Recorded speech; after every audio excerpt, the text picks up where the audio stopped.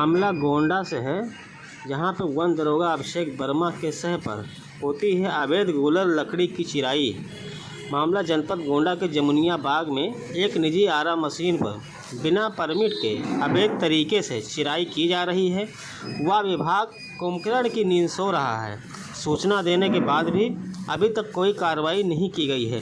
जनपद गोंडा के नवयुक्त वन अधिकारी पंकज शुक्ल ने जब से गोंडा की कमान संभाली है, तब से अवैध लकड़ी का कारोबार बहुत धड़ल्ले से चल रहा है। आप भी देखिए इसकी रिपोर्ट इंडिया टीवी 18 से।